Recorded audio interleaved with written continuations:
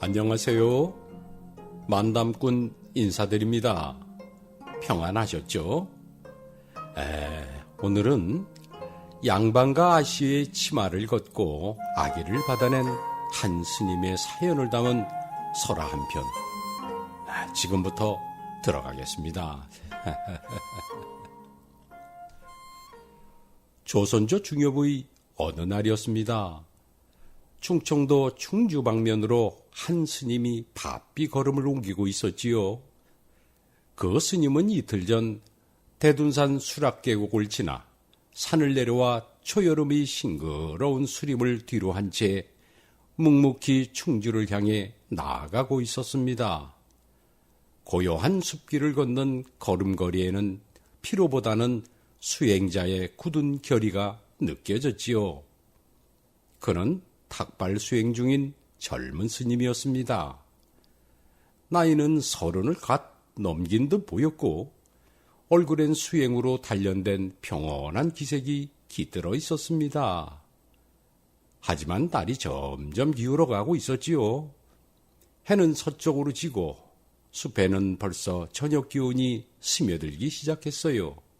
그런데 그때 갑자기 하늘이 어두워지더니 쏴 하고 소낙비가 쏟아지기 시작했습니다.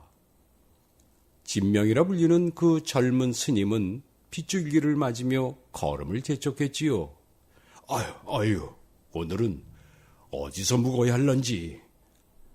그는 중얼거리며 고개를 들어 주위를 둘러보았습니다.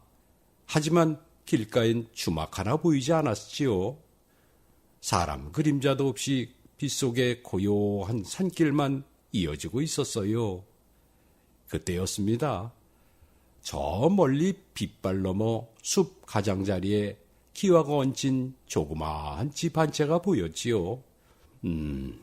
저 집이라도 묵을 수 있으면 다행일 텐데.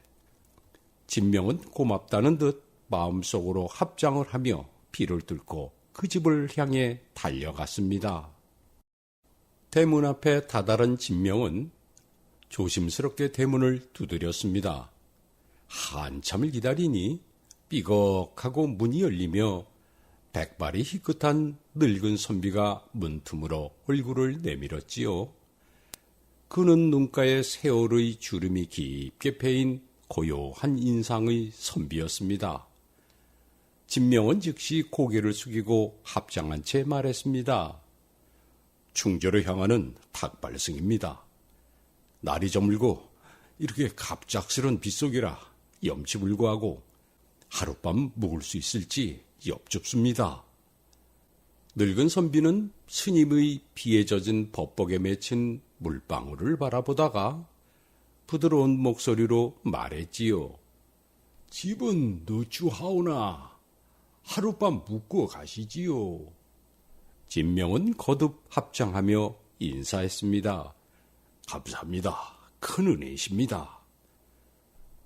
늙은 선비는 스님을 사랑채로 안내했습니다. 비를 맞아 눅눅해진 스님의 옷에 걱정스러운 눈빛을 보이며 그는 사랑방에 조용히 자리를 마련해 주었지요. 방 안은 소박했습니다. 종이창으로 둘러싸인 사랑채는 오래된 가옥의 기품과 함께 스산한 정적이 감돌고 있었어요. 세간도 단출했고 먼지가 쌓인 반다지 그리고 한쪽 벽엔 벼루와 붓이 놓인 책상이 있었어요. 진명은 조심스레 자리에 앉으며 물었습니다. 집이 참으로 조용하고 한적합니다. 어찌 이렇게 고요한지요? 늙은 선비는 한숨을 내쉬며 말했습니다. 외아들이 하나 있었는데 작년 말 병으로 세상을 떴소. 지금은 며느리와 단둘이 살고 있지요. 진명은 고개를 끄덕이며 그 말에 깊은 애도를 표했습니다. 그렇군요. 참으로 안타깝습니다. 며느님은 안녕하신지요? 산딸이 다 되어 안방에 누워 몸조리를 하고 있어요. 거동이 불편하니 밥도 제대로 못 챙기고 있다오. 말을 마친 늙은 선비는 잠시 자리를 비우더니 곧 접시에 떡을 담아 조심스레 들고 와 말했어요. 산모가 밥을 할 수 없으니 이것으로라도 요기하시구려. 마침 며느리가 미리 해둔 찰떡이 있습니다. 진명은 감사의 뜻을 담아 두 손으로 떡 접시를 받으며 고개를 숙였습니다. 감사합니다, 어르신. 비도 피하게 해주시고 떡까지 나눠주시니 이 은혜를 어찌 잊겠습니까? 늙은 선비는 고개를 살짝 젓고 말했지요. 누추한 곳이요. 별 대접도 못하고 오히려 내가 미안하구려. 진명은 조심스럽게 떡 한 조각을 입에 넣으며 방 안의 공기를 느꼈습니다. 한적하고 외로운 집이지만 그 안에 흐르는 따스한 기운이 느껴졌지요. 비는 아직도 추적추적 내리고 있었고 멀리서 개 짖는 소리가 간간히 들려왔습니다. 그렇게 두 사람은 조용한 사랑채에서 인연의 첫날을 맞이하고 있었습니다. 진명은 떡을 집어들며 물었습니다. 어르신께서는 공부를 오래 하신 듯합니다. 늙은 선비는 고개를 천천히 끄덕이며 수염을 쓸어내렸습니다. 공자의 뜻을 따라 글이나 조금 익혀보았소만 젊은 날엔 벼슬을 권하는 이도 많았지요. 허나 탐하진 않았습니다. 세월이 흘러보니 집안은 점점 퇴락하고 지금은 이렇게 머슴 하나 없이 며느리 하나와 조용히 지내고 있소이다. 진명은 조용히 고개를 끄덕였습니다. 그의 눈빛엔 삶을 내려놓은 듯한 허허로움이 서려 있었지요. 그 순간이었습니다. 제발 도와주세요. 안방에서 며느리의 다급한 비명이 터져 나왔습니다. 진명과 늙은 선비는 동시에 벌떡 일어나 방을 나갈 듯 허둥댔습니다. 진명이 놀라 물었습니다. 어르신, 안방에서 방금 비명이... 그럴 리가. 아직 산딸이 다 안 찼는데 아기가 벌써 나오려는 것 같소. 늙은 선비의 얼굴이 하얗게 질려 있었습니다. 진명은 다급히 물었지요. 산파는 부르셨습니까? 아니요, 부르지 않았소. 아직 며칠은 더 있다 하였기에 이럴 줄은 몰랐지요. 아버님, 살려주세요. 아기가... 다시 한번 방 안에서 들려오는 처절한 외침. 그 소리에 진명은 뭔가에 떠밀리듯 사랑방 문 앞까지 다가섰습니다. 하지만 어떻게 해야 할지 판단이 서지 않았지요. 그때 늙은 선비가 다급하게 진명에게 고개를 돌려 말했습니다. 스님, 하는 수 없어. 제발 며느리 좀 도와주시오. 어르신, 그건 안 됩니다. 진명은 깜짝 놀라며 고개를 흔들었습니다. 소승은 외부 사내입니다. 그리고 부처님을 모시는 출가승이지요. 어찌 산모가 있는 방에 들어가 그런 일을 할 수 있겠습니까? 그건 나도 아오. 하지만 시합인 내가 며느리 치마를 걷고 아기를 받을 수는 없지 않소. 가당치 않은 일이 왜다. 지금은 어쩔 수가 없소이다. 스님, 제발 부탁하오. 진명은 당황해 눈을 크게 떴습니다. 어르신, 아니되옵니다. 산보의 맹세한 출가자로서 그런 일은 할 수가 없습니다. 하지만 지금 아니면 산모 아기가 둘 다 잘못될 수 있어. 그래도 나는 평생을 유학자로 살아왔어. 삼강오륜을 목숨처럼 여겨왔소이다. 내 어찌 부도덕한 일을 할 수 있단 말이오. 진명은 다급히 안방 쪽을 바라보았습니다. 그 안에서 계속 이어지는 고통의 비명소리, 살려주세요. 마치 살려달라는 외침이 공기를 뚫고 심장을 흔드는 듯 했지요. 어르신, 이러다 모두 죽겠습니다. 그러나 시아버지는 등을 휙 돌리며 단호하게 말했습니다. 아이를 낳다가 다 죽는 건 아니오. 설령 며느리와 손자가 잘못된다고 해도 애석하지만 그건 운명이라 여기리다. 이때 안방에서는 숨 넘어가는 소리가 들려왔습니다. 진명은 자신도 모르게 손을 모으며 속으로 중얼거렸습니다. 수풀을 지팽이로 해차는 건 아버님. 작은 벌레 하나라도 밟지 않으려 함이 아닌가. 사람이 죽어가는 이 마당에 내가 지금 어떻게 가만히 있을 수 있단 말인가. 이윽고 진명은 결심한 듯 고개를 들었습니다. 좋습니다. 어르신, 제가 가보겠습니다. 아버님. 정진사는 두 손을 떨며 고개를 숙였습니다. 스님, 정말 고맙소. 정말. 진명은 사랑방 문을 박차고 나왔습니다. 안방 문 앞에 도착한 그는 두 손을 모아 합장을 하며 말했습니다. 소승 진명이라 합니다. 아버님. 상황이 다급한지라 결례를 무릅쓰고 들어가겠습니다. 그리고는 조심스럽게 안방문을 열었습니다.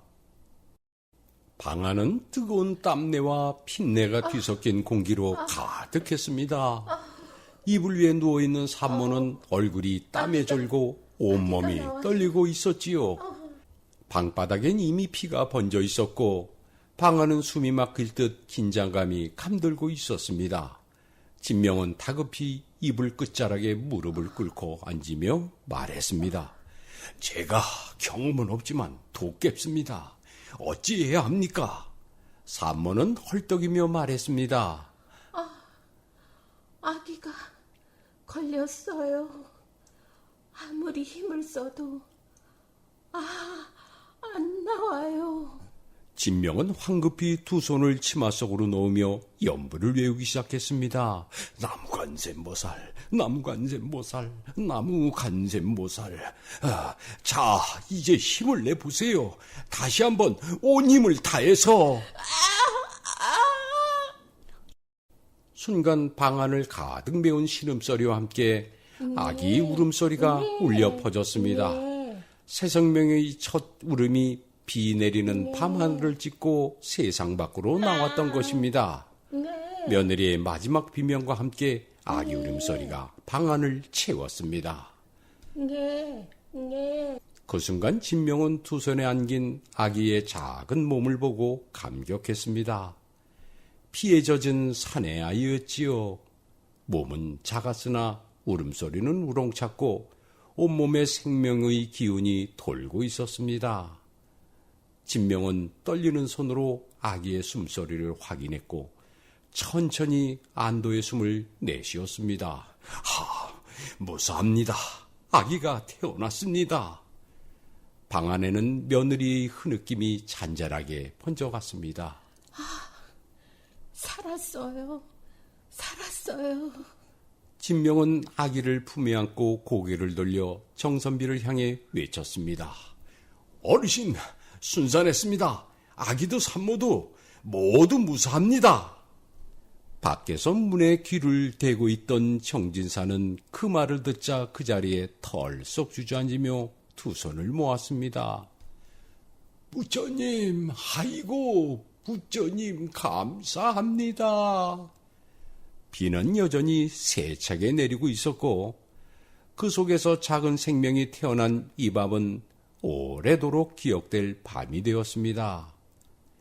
이윽고 며느리는 옷을 가다듬고 안정을 되찾았습니다. 그리고 진명은 창호 너머로 내리는 비를 보며 안도의 숨을 돌렸지요. 그 후 진명과 정진사는 사랑방에 마주 앉았습니다. 늙은 선비는 두 손을 가지런히 모은 채 말했지요. 스님, 애 많이 쓰셔서 은혜가 하얘가 꾸려. 이 늙은이가 어찌 고개를 들고 살겠소? 진명은 겸손히 고개를 저으며 웃었습니다. 산모와 아기가 모두 무탈하니 부처님의 자비이지요. 소승은 그저 두 손을 거들었을 뿐입니다. 늙은 선비는 무거운 마음으로 고개를 끄덕였습니다. 아, 그까진 명분이 뭔지, 체면이 뭔지 참으로 부끄럽소이다. 진명은 한 손을 들어 천천히 내리며 말했습니다. 아닙니다, 어르신. 그 마음 소승도 이해합니다. 삼강오륜을 지켜온 어르신의 뜻. 부디 자책하지 마십시오. 늙은 선비는 눈시울을 닦으며 고개를 끄덕였지요. 그리고 이내 무언가를 결심한 듯 조심스럽게 입을 열었습니다. 스님, 염치가 없으나 한 가지 더 부탁을 드리고 싶소. 무엇이든 말씀하시지요. 소승이 할 수 있는 일이라면 도와드리겠습니다. 사실 손자에게 주려고 지어놓은 이름이 있긴 하오만 오늘 밤 이 아이를 살리신 분은 스님이니 이름도 스님께서 지어주는 게 마땅하다고 생각되는구려. 진명은 손사래를 치며 말했습니다. 아유, 어르신, 아니 될 말씀입니다. 소승은 법력도 없고 그저 수행하는 탁발승일 뿐입니다. 늙은 선비는 빙그레 웃으며 고개를 흔들었습니다. 진명 스님의 도력은 이미 오늘 밤 내가 두 눈으로 보았소. 진명은 잠시 침묵에 빠졌습니다. 이름이란 그 아이의 운명을 짓는 일이라 생각되었기에 섣불리 말할 수 없었지요. 한참을 생각하던 진명은 조심스레 말했습니다. 그럼 부처님의 은덕으로 태어났으니 부처님의 불에 목숨 숫자를 더해 수불이라 함은 어떨런지요? 늙은 선비는 그 말을 듣자 무릎을 탁 치며 크게 웃었습니다. 수불이라. 좋습니다. 참으로 좋은 이름입니다. 우리 성이 정시이니 정수불이라. 좋아요. 아주 좋습니다. 그 방 안엔 어느새 웃음이 맴돌고 등잔불은 환하게 깜빡이며 비 내리는 밤을 밝혀주고 있었습니다. 그로부터 두어 달 뒤 소종의 탁발 수액을 끝낸 진명 스님은 태둔산 산사로 돌아왔습니다. 하지만 산사는 전과는 달랐습니다. 조용한 숲속의 절은 어딘지 모르게 취무하고 사람들의 얼굴에는 무거운 기색이 드리워져 있었지요. 그런 분위기를 감지한 진명은 고개를 갸웃하며 수행처로 들어섰습니다. 그때 주지 스님이 사람을 보내 진명을 불렀습니다. 법당의 뒷방에서 두 스님은 마주 앉았습니다. 그 자리는 평소보다 무거운 침묵이 감돌았고 주지의 얼굴은 평소의 온화함이 아닌 굳은 기색이었습니다. 진명은 조용히 애를 울리며 말했습니다. 주지 스님께서 부르셨다 하여 왔습니다. 주지 스님의 목소리는 단호했습니다. 진명아, 혹 공주 양짓들 정선비댁을 아느냐? 진명은 순간 깜짝 놀라며 고개를 들었습니다. 네, 스님. 두어 달 전 비를 피해 하룻밤 묵은 적이 있습니다. 그댁에서 무슨 일이 있었느냐? 진명은 숨을 삼키며 고개를 숙였습니다. 그때 그댁에서 진명이 말을 잇지 못하자 주지 스님의 목소리는 더욱 커졌습니다. 그댁 아시마니 마기를 내가 받았다는 소문이 참말이냐? 그 물음에 진명은 한없이 고개를 떨궜습니다. 산사의 공기가 왜 무겁게 내려앉아 있었는지 그제야 알 것 같았지요. 그의 입에서는 떨리는 목소리가 흘려나왔습니다. 그런 일이 있긴 했으나 그것은 어디까지나 사람을 살리고자 했던. 하지만 말이 끝나기도 전 주지 스님의 호통이 터졌습니다. 내 이놈! 불제자의 몸으로 엄한 계율을 몸소 실천하며 살았을 터 어찌 오계를 범했단 말이냐? 진명은 주먹을 꾹 쥐며 애타게 말했습니다. 스님, 부디 진정하옵소서. 그날은 정말 어쩔 수 없는 상황이었습니다. 오계를 범했다는 말씀은 지나치십니다. 주지의 눈빛은 더욱 싸늘해졌습니다. 무엇이라? 오계 중 음액을 하지 말라 하였거늘 너는 양반댁 아시마님의 치마를 걷고 아이를 받았다고 하지 않았느냐? 그게 오계가 아니면 무엇이란 말이냐? 진명은 더는 피하지 않고 정면을 바라보며 말했습니다. 주지 스님, 그날의 일을 소상히 말씀드리겠습니다. 다 들으신 후에 꾸짖으신다면 저는 달려받겠습니다. 법당 뒷방은 고요했습니다. 그러나 그 고요 속엔 무겁게 날선 기운이 짙게 드리워져 있었습니다. 진명은 무릎을 꿇고 조심스럽게 지난 사연을 이야기하기 시작했습니다. 그날 밤 장대비가 내리던 공주 양짓들, 비를 피해 우연히 들린 정진사 댁에서의 일, 산딸이 다 차지하는 며느리의 갑작스런 산통, 도와줄 사람 하나 없는 집안 사정, 유학자로서 예의를 중시한 시아버지의 완강한 고집, 그 모든 사정을 낱낱이 구했습니다. 그리고 자신이 어떻게 출가자의 신분으로 안방문을 열었는지, 어떻게 며느리의 손을 잡고 아기의 생명을 받아냈는지, 죽음을 눈앞에 둔 산모와 아이를 위해 계율을 무릅쓰고 나설 수밖에 없었던 절박함까지 진명은 숨김없이 털어놓았습니다. 말을 다 마친 후 진명은 다시 고개를 깊이 숙였습니다. 스님, 모든 것이 제 부덕의 탓입니다. 원하신다면 법에 따라 벌을 내려주옵소서. 주지 스님은 아무 말 없이 가만히 앉아 있었습니다. 긴 침묵이 지나고 이윽고 그는 무겁게 입을 열었습니다.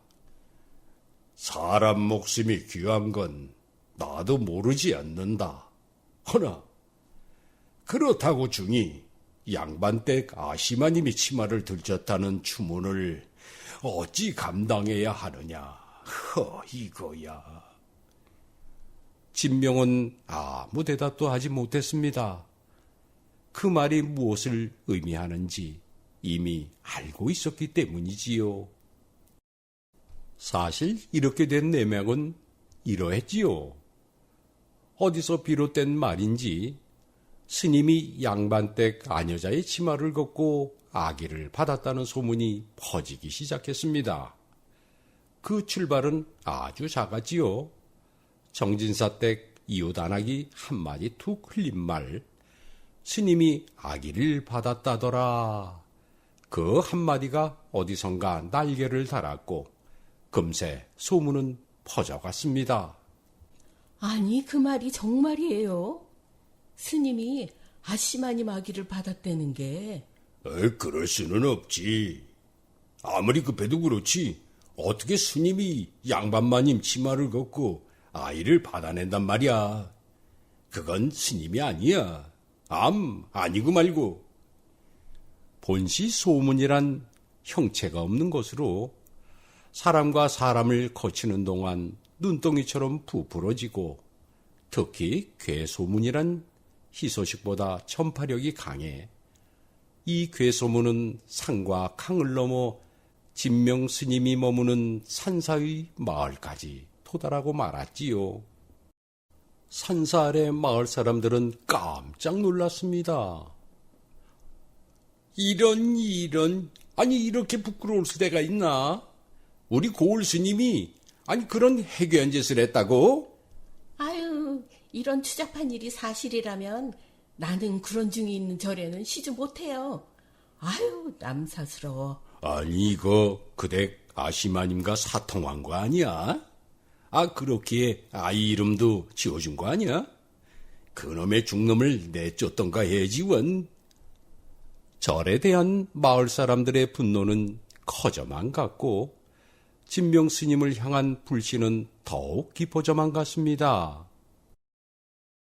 절에는 시주가 끊겼고 절의 살림은 공공해져 갔지요. 주지 스님은 어찌할 바를 모르고 끙끙댈 뿐 마땅한 대안이 없었어요. 이 처지를 견디다 못한 진명은 생각했습니다. 나로 인해 절이 불신의 늪으로 빠졌구나. 어찌하면 좋을까? 어찌한단 말이냐? 어느 한날 진명은 불상 앞에 무릎을 꿇고 부처님을 바라보며 말했어요. 부처님을 신봉하고 불법을 수용하며 부처님의 가르침을 따르고자 불제자가 되었습니다.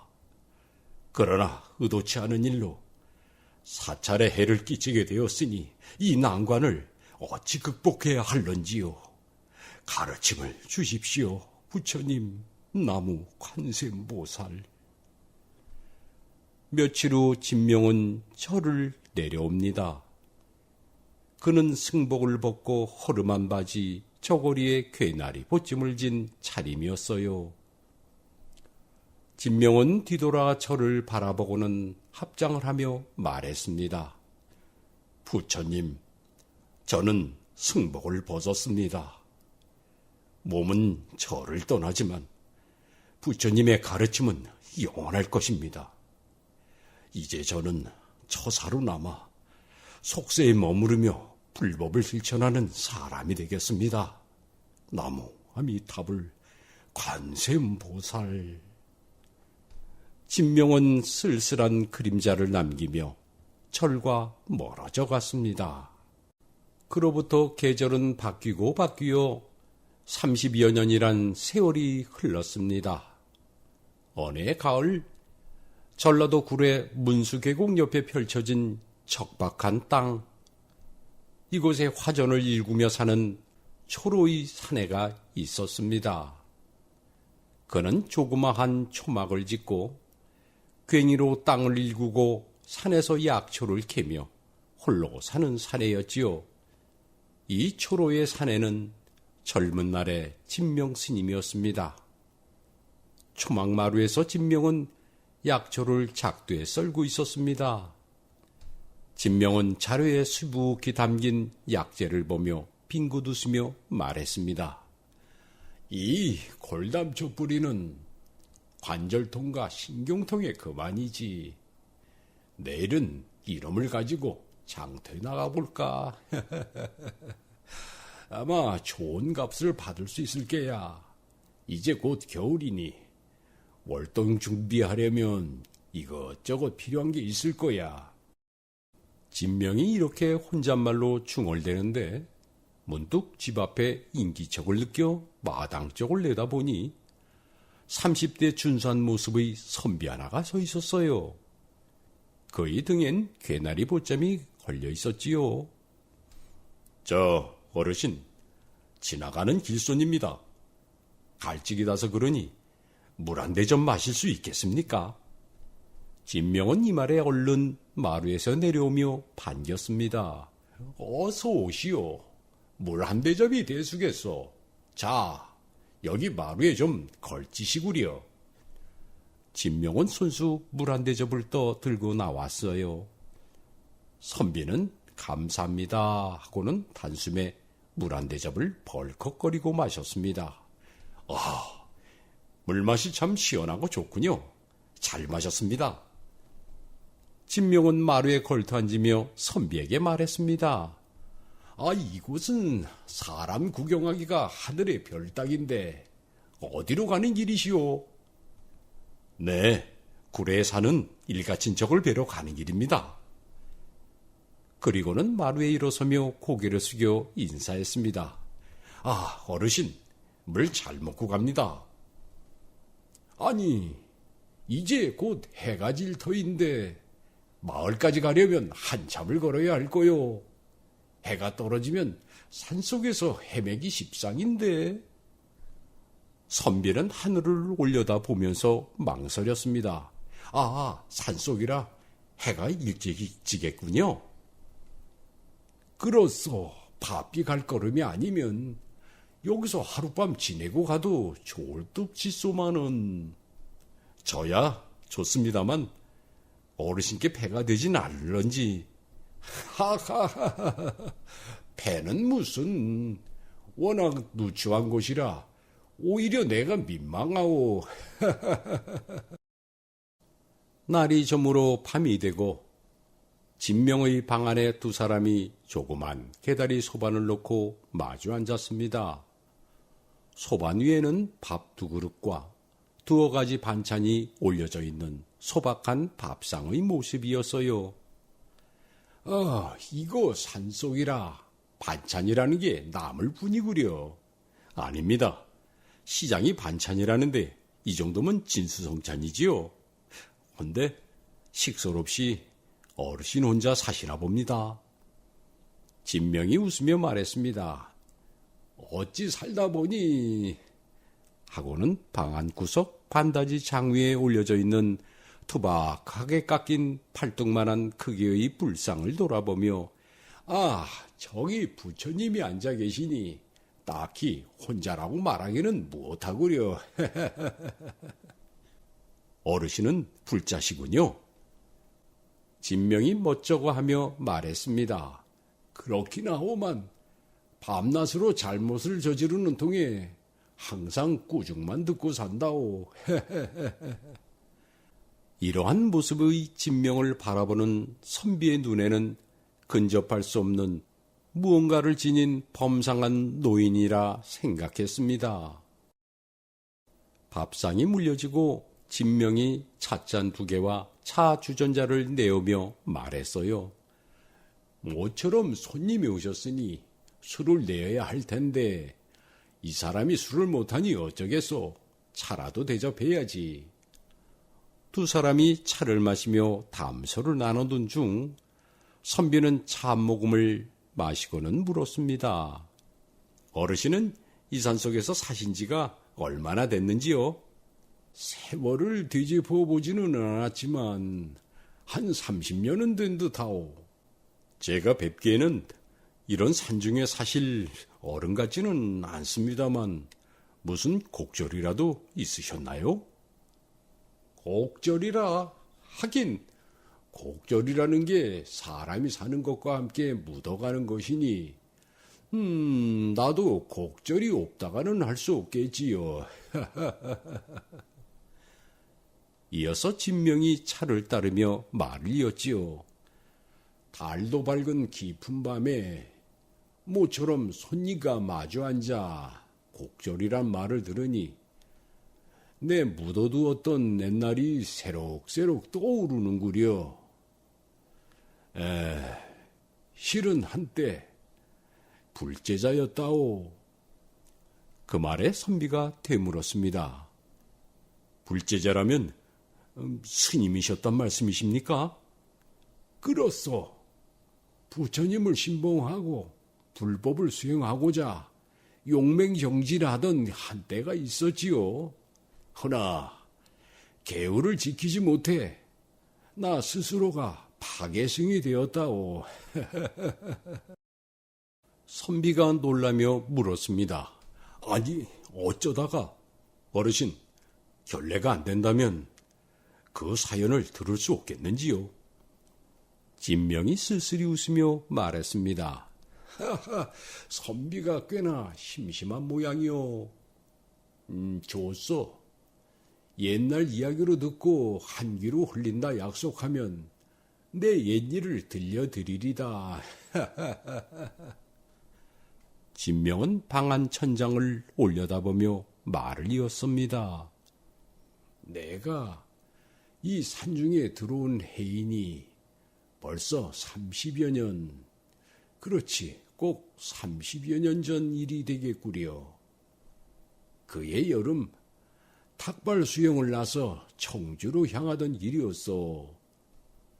진명은 장대비가 내리던 밤에 정선비 댁에 머물렀던 일과 그댁 며느리의 산통으로 말미암아 시아버지인 정선비와의 언쟁, 죽을지 모르는 산모와 아기를 외면치 못하고 안방으로 뛰어든 일, 그리고 순산한 아기의 이름을 지어준 연유, 그로 인한 악소문을 견뎌야 했던 자신, 마침내 저를 뒤로하고 떠나온 이야기까지 이 모든 이야기를 들려주었습니다. 긴 한숨으로 말을 끝내자 이 이야기를 멍한 표정으로 듣던 선비가 갑자기 무릎꿇음으로 다가서며 외쳤지요. 그렇다면 어르신은 진명 스님이십니까? 이 말에 오히려 진명이 놀라며 물었습니다. 나를 아오? 선비가 또다시 다급하게 물었지요. 그렇다면 혹시 지어준 아기의 이름이 수불이옵니까?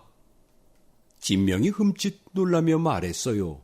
그걸 선비가 어찌아시오?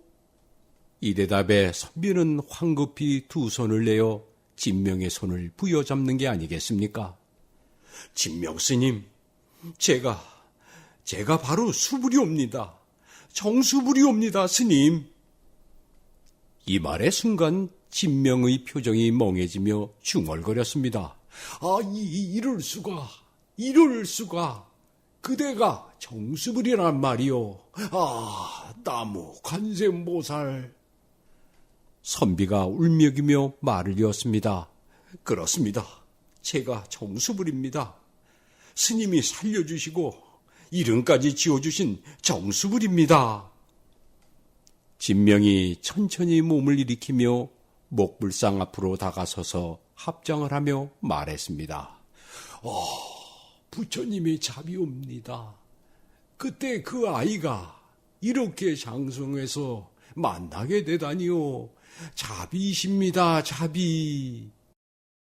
믿지 못할 재회의 놀람과 기쁨이 오래도록 지속되고 선비가 주춤 일었으며 진명에게 철을 올렸지요.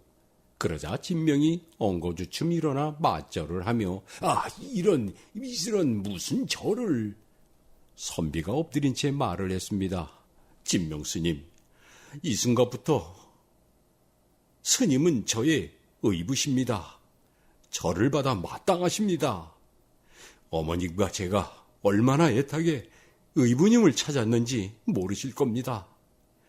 의부님이 저를 떠나셨다는 사실을 아시고는 어머님은 낙담하시어 자리에 알아누우시기까지 했습니다.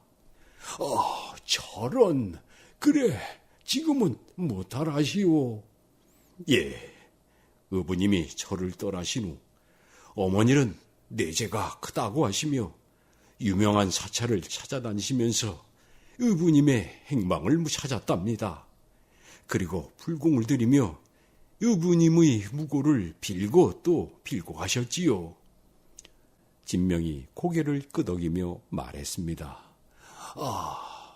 내가 여기 있으면서 산이 베푸는 은덕으로 살 수 있었구나 하고 여겼는데 알고 보니 그대 모친의 지성덕이었구먼. 의부님, 한 가지 말씀드릴 게 있습니다. 사실 저는 주상전하의 밀명을 받은 암행어사입니다. 진명은 놀라며 말했지요. 암행어사. 그럼 그대가 어사또란 말씀이오.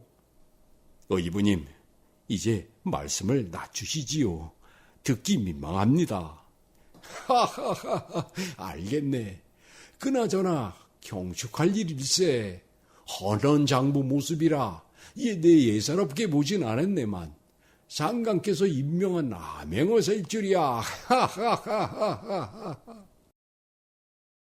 수벌이는 나이 20이 되던 해 문과에 급제하여 지금은 사헌부 정원 벼슬자리에 있으며 이번 여름 수해를 입은 삼남 지방을 돌아보며 피해복구 상황과 민심을 알아오라는 주상의 밀명을 받고 파견되었음을 진명에게 말했습니다. 의보님, 저하고 한양으로 올라가시지요. 이젠 제가 모시겠습니다. 어머님이 의부님을 찾았다는 소식을 들으면 얼마나 기뻐하실런지. 진명이 이 말을 듣고 엄숙하게 말했어요. 수불이, 운명의 끈과 인연의 끈은 누구에게나 있으나 그 끈의 길이와 갈 길은 다 다르다네. 그 끈을 매듭지으려 하지 말게. 나는 이곳이 좋다네. 진명과 수불이 죄한 지 3일이 지났습니다. 아침 초목 앞들 진명과 수불이 헤어지려는 순간이었지요. 괴나리 벗짐의 수불이 다시 한번 진명을 향해 간곡히 말했습니다. 의부님, 뜻을 굽히실 수는 없는지요. 어머님도 원하는 일이실 겁니다.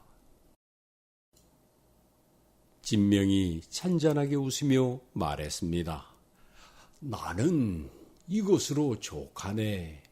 입심양명한 자네를 봐서 기쁘고 또 모친이 건강하시다니 그럼 됐지. 내 자리는 여기일세. 며칠 더 묵고 싶은 마음 굴뚝 갔사오나 공무가 아직 남아서 떠나야 하니 정말 아쉽습니다. 나 역시 붙잡고 싶지만 그게 어디 나라 일만 하겠는가. 자, 어서 떠나시게. 의부님, 곧 또 찾아뵙겠습니다. 건강하셔야 합니다. 진명은 이 말에 소리 없이 웃으며 손을 흔들었습니다. 수불이 저 멀리 가면서 다시 돌아 몇 번이고 고개를 숙여 인사를 하였지요. 멀리서 수불의 목소리가 들립니다. 의보님, 다음에 올 땐 어머니를 모시고 올 겁니다. 수불의 뒷모습이 나무에 가려져 사라지고 진명은 흔들던 손을 내리며 문득 하늘을 올려다봤지요. 청명한 하늘을 끼고 한 쌍의 황새가 원을 그리며 솔밭계로 날아드는 모습입니다. 이 모습에 환하게 웃는 진명의 미소는 삼라만송을 굽어보며 해탈한 부처의 자애로운 미소, 그 미소 그대로였습니다. 네, 이야기는 여기서 끝납니다만 여러분, 진명스님과 수불의 모친의 재회와 회포가 이루어졌을까요? 그건 아무도 모르지요. 물론 저도 모르고요. 어떠신가요? 애청자님 생각을 댓글로 남기시겠다고요? 네, 고맙습니다. 네, 자, 그럼 다음 시간에 또 뵙고요. 그동안 건안하십시오. 만담꾼 물러갑니다.